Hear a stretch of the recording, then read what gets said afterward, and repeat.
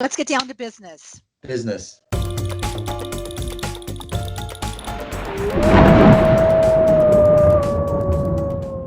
This week, the cast reviews their individual strengths and unique abilities.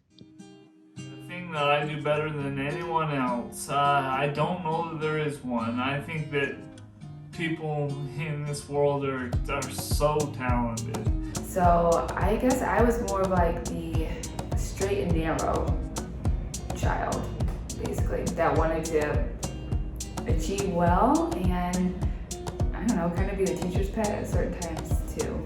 I don't like to admit that now, but yeah. My superpower thing I do better than anyone else is just being me. There's no other Taylor in this world, so that's already a competitive advantage right there. So, you know, just being myself.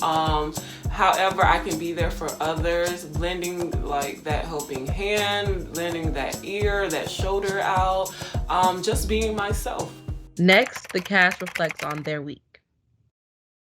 The last 2 weeks have been really hectic, and this week I actually don't have anything on the books for freelancing. So it's like wide open for super purpose and job hunting and working on LinkedIn and things like that. So what is going on with you? I got a bunch of cryptic messages and I didn't. Yeah, what's going on? Oh man, so I was kind of like disgruntled and frustrated with my employer because they haven't been giving me a set schedule and they've been playing around with my hours.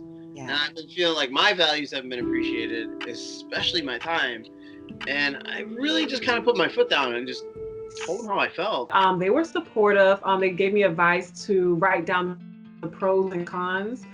If you know the cons outweigh the pros, I have my answer. If the pros outweigh the cons, I have my answer. So I decided to reject the job offer because I believe there were some integrity issues going on as far as like base salary wasn't $60,000.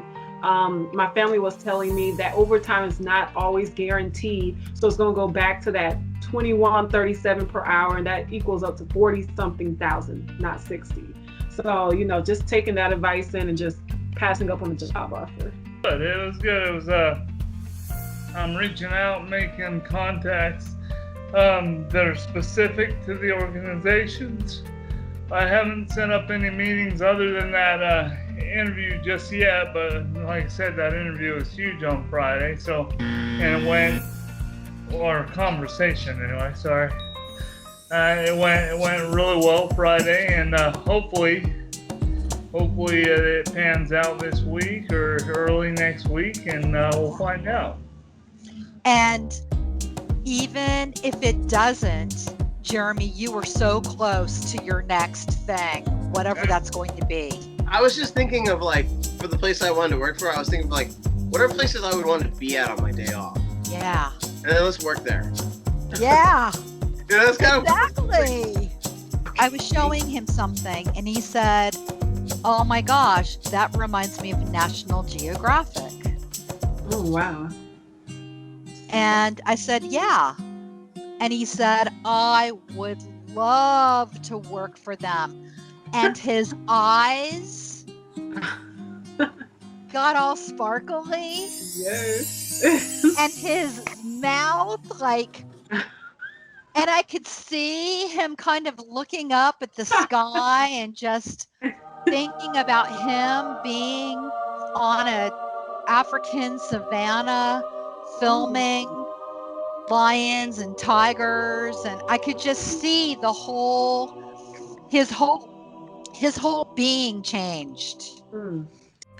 Taylor, I need you to get there. Right. I need to get there. Because you are going to constantly be distracted Right. by all of these other opportunities. Right. And if you're not in love with them, then you're going to spend more time being an insurance person. I see.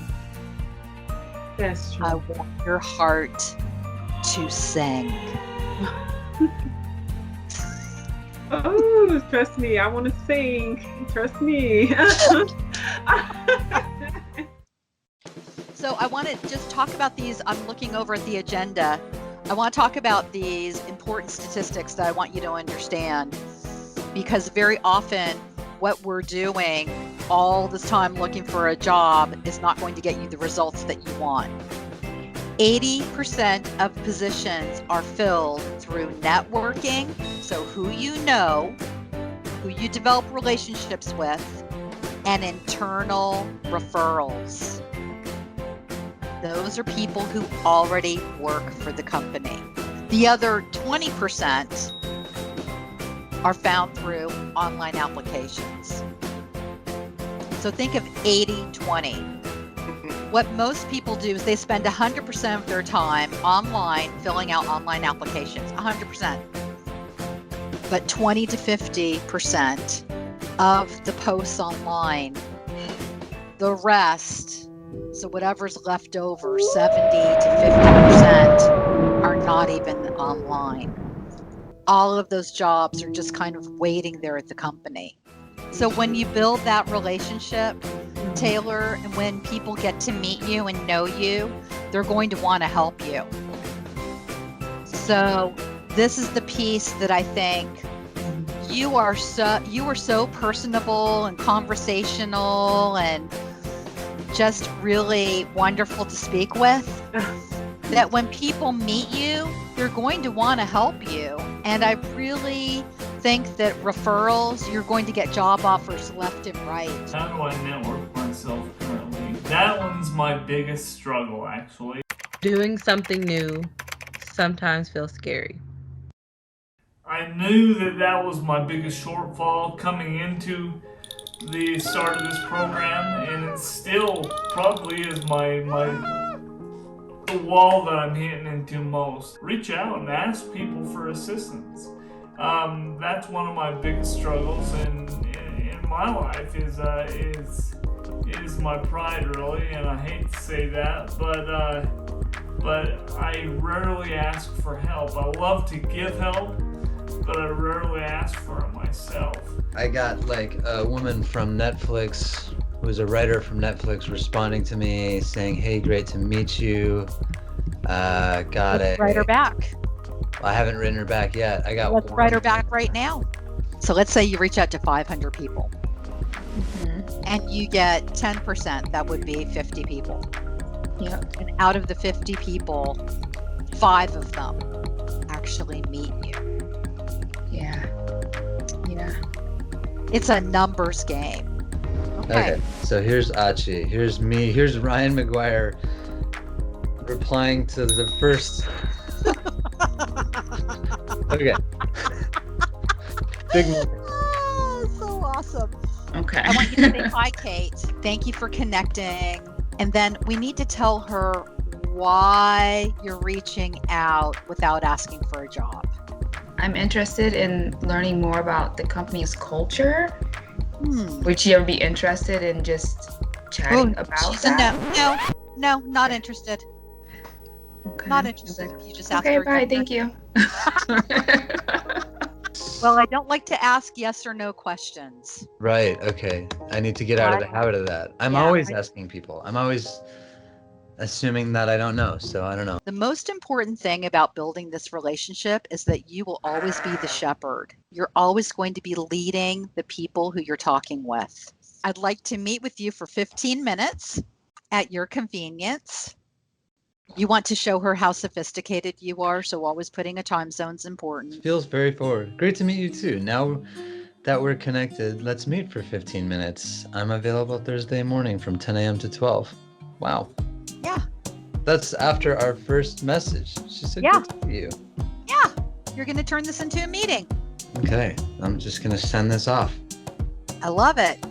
I'm going to do it. Getting to meet somebody initially is a difficult and kind of scary thing, and that applies to clicking send in a message. You have to get like really uncomfortable. You have to put yourself out there for that career that you really want, and even if these people think those things about you, it doesn't really matter in the long run. All that matters is getting that job and being fulfilled in your career. Well, this is how we turn all of these connections into meetings. If they don't respond, it's only because, Ryan, they don't know you.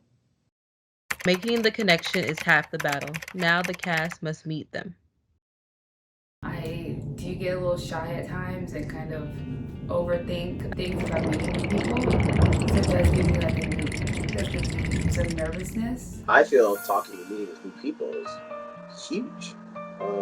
Get you outside of your comfort zone.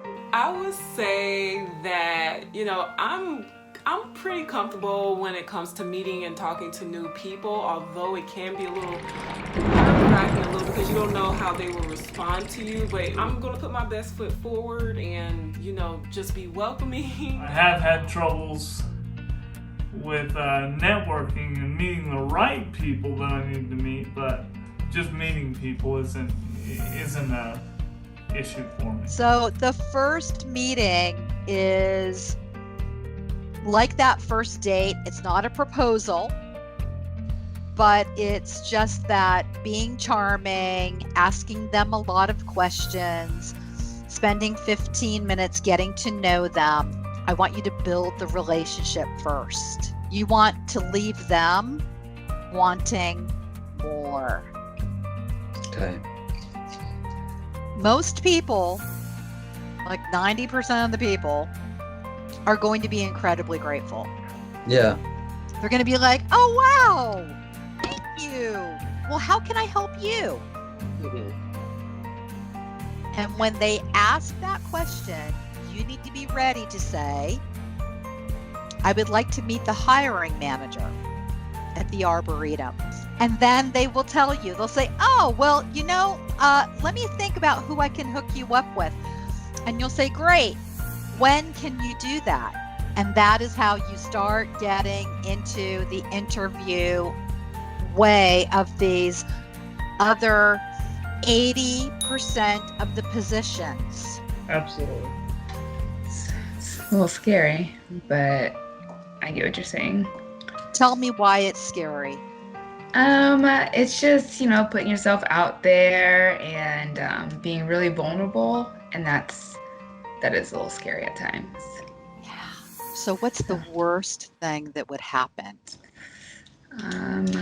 They say no, and then I'm just staring at them, and I'm just like, I get embarrassed. I don't think, Marley, anybody in their right mind would ever say no. That's true. I don't think they probably wouldn't. No, they just asked you, how can I help you? Yeah. No. Yeah. Do you see how weird that would be? Yes. There's always that insecurity that you have nothing to offer them, they have everything to offer you. And so how do you get them in that meeting? How do you make that worth their time to meet with you and discuss their organization? What benefit does it have to them? This is how you turn stranger danger, I don't know this person, from Adam, into first connection. Now you turn the first connection into a meeting, a date, a first charm session. That introduction will be so meaningful, so much more meaningful than clickety-clack-clack filling out another online application. You never know who you're networking with and what connections they have, because they might not be the one that's directly in the job that you're wanting to be in, but they may know someone that's in the field. So I place heavy importance on networking. The way I go out to get the opportunities I want is I got to be decisive on what I'm looking for, and then I seek that opportunity in particular. Pretty much if you don't see an opportunity, don't wait for it to fall in your lap or be created for you. Be the one to create the opportunity for yourself. The world is waiting for you.